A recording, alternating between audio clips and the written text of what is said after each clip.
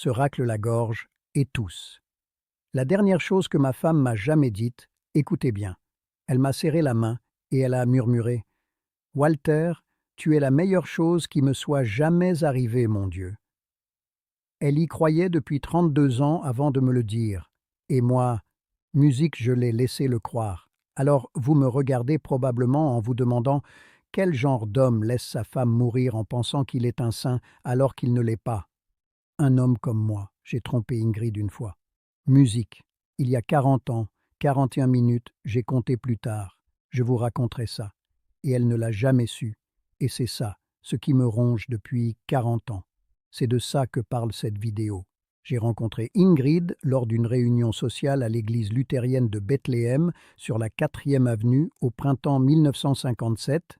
Elle avait musique, elle avait ses cheveux roux, un roux de luthérienne norvégienne, et elle parlait avec ma mère dans la cuisine en aidant à servir le café. Je suis entré pour prendre un verre d'eau. J'ai oublié pourquoi j'étais là. Ce soir-là, j'ai dit à ma mère, « Maman, je vais épouser cette fille. » Ma mère a répondu, « Walter, tu ne lui as adressé que 3 mots. » J'ai dit, « Oui, c'est suffisant. » On s'est mariés en octobre 1959. J'avais 22 ans. Elle en avait 21. Mon père était capitaine de remorqueur. Musique. Je travaillais dans la salle des machines depuis mes 19 ans. Elle était infirmière à l'hôpital luthérien, juste un peu plus loin sur l'avenue. On a acheté cet appartement en 1962, ici même, au 3e étage, 2 chambres. Écoutez, cette cuisine, c'est là qu'on a pris notre petit déjeuner pendant 66 ans. 66 ans. Elle s'asseyait sur cette chaise là-bas tous les matins à 6 heures. Un café, une tranche de pain de seigle, un peu de beurre. Elle la coupait très fine pour ne pas prendre de poids. Je n'ai pas touché à cette chaise depuis 9 ans. Je n'ai pas lavé sa tasse. Je n'y arrive pas. On a eu 2 filles. Anna en 1961, Karen en 1965. Ingrid, se racle la gorge, travaillait de nuit à l'hôpital pour être à la maison quand les filles rentrèrent de l'école. Elle était la meilleure mère de tout le quartier. Demandez à qui vous voulez. C'était une bonne femme. Se racle la gorge. Une bonne luthérienne. Le genre de femme qui dit le bénédicité avant chaque repas. Le genre qui apporte de la soupe aux voisins quand leur mari meurt. Le genre qui croit en un vrai paradis, pas celui dont on parle en soirée, mais un endroit réel, là où son père est parti en 1971. Pendant 26 ans, j'ai été l'époux qu'elle méritait. Puis, en octobre 1985, je suis allé à une conférence maritime au Sheraton d'Atlantic City. J'avais 49 ans. Je travaillais sur les remorqueurs depuis 30 ans. La conférence durait 3 jours. Des ingénieurs maritimes, des représentants syndicaux, des fournisseurs d'équipements. Ingrid a préparé ma valise. Elle a glissé une médaille de Saint-Olaf dans la poche latérale. Le saint patron luthérien des voyageurs. Elle faisait toujours ça. Se racle la gorge. Le 2e soir, j'étais seul au bar de l'hôtel, en train de boire une Schlitz. Ils avaient de la Schlitz à la pression. Je me souviens de chaque détail. Chaque détail. J'ai gardé ça pour moi pendant 40 ans. Il y avait une femme derrière le bar. Elle s'appelait... Musique. Bon, je vais vous dire son nom. Diane. Elle avait 34 ans. Divorcée. Elle avait un petit tatouage d'un voilier à l'intérieur du poignet. Je l'ai regardée 3 fois avant de lui parler. Elle a fermé le bar à 1 heure du matin. Elle m'a demandé si je voulais monter dans sa chambre pour un dernier verre. J'ai dit oui. Il s'est écoulé 41 minutes entre le bar et sa porte, puis dans sa chambre. J'ai compté plus tard. 41 minutes pour ce qui s'est passé après. Je suis rentré le dimanche après-midi. Ingrid est venue me chercher à la gare routière de Greyhound à Newark. Elle conduisait. Elle m'avait préparé un sandwich au pâté en croûte pour le trajet, au cas où j'aurais faim. Elle m'a embrassé sur la joue.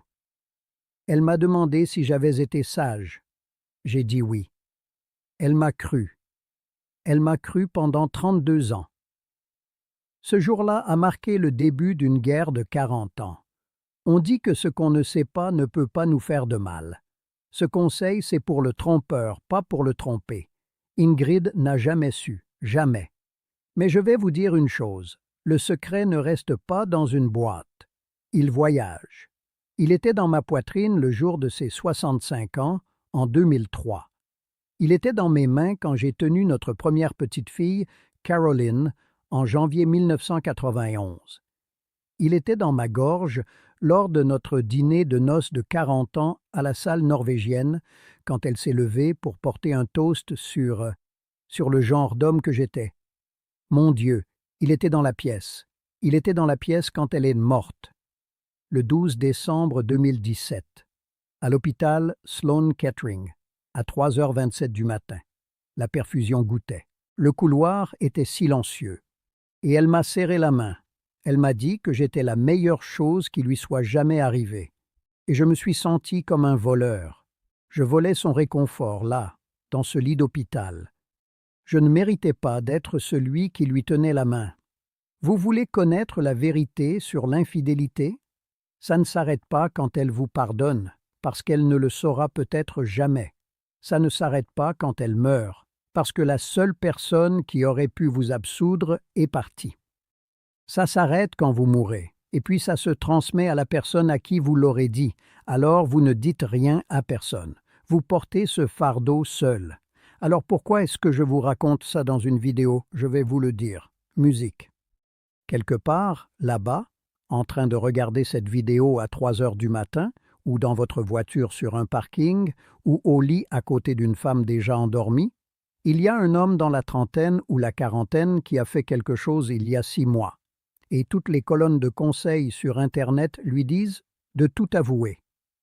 Et cet homme va détruire son mariage et ses enfants parce qu'une thérapeute de 30 ans, dans un podcast, lui a dit que l'honnêteté était la seule voie possible. Ce n'est pas la seule voie possible. Il existe une voie où vous portez ce fardeau, où vous devenez l'homme que vous auriez dû être avant d'aller dans cet hôtel, où vous passez les 30, 40 prochaines années à être si bon pour elle que vous équilibrez la balance. Pas en lui avouant, mais en étant l'homme qu'elle croyait déjà que vous étiez. Cette voie est plus difficile. Cette voie coûte plus cher. Écoutez-moi bien. Cette voie exige que vous viviez avec quelque chose en vous que personne d'autre ne peut voir. Mais c'est à vous de payer, pas à elle. Vous savez ce qu'on dit aux alcooliques anonymes? On ne peut pas pardonner une dette qu'on n'a pas reconnue. Je ne sais pas si c'est vrai.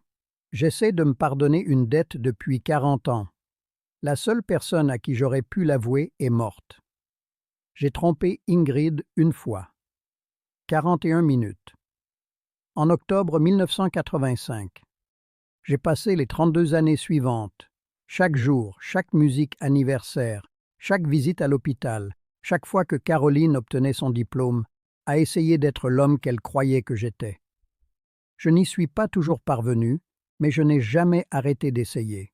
Le jour où elle est morte, elle m'a serré la main et m'a dit que j'étais la meilleure chose qui lui soit jamais arrivée. Je ne sais pas si je méritais ces mots, mais à ce moment-là, j'avais gagné le droit de les entendre. Alors, si vous portez un fardeau ce soir, ne le déchargez pas sur ceux qui vous aiment juste pour mieux dormir. Ce poids est à vous. Payez-le.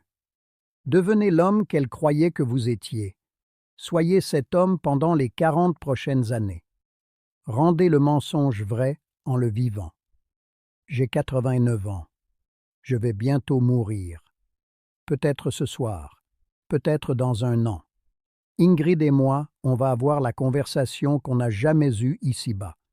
Je lui dois cette conversation, mais je ne vous la dois pas à vous. Je vais la voir maintenant, au cimetière de Greenwood, section 41. Je lui apporte des fleurs tous les dimanches. Elle ne l'a jamais su. C'est la seule bonne chose que j'ai jamais faite.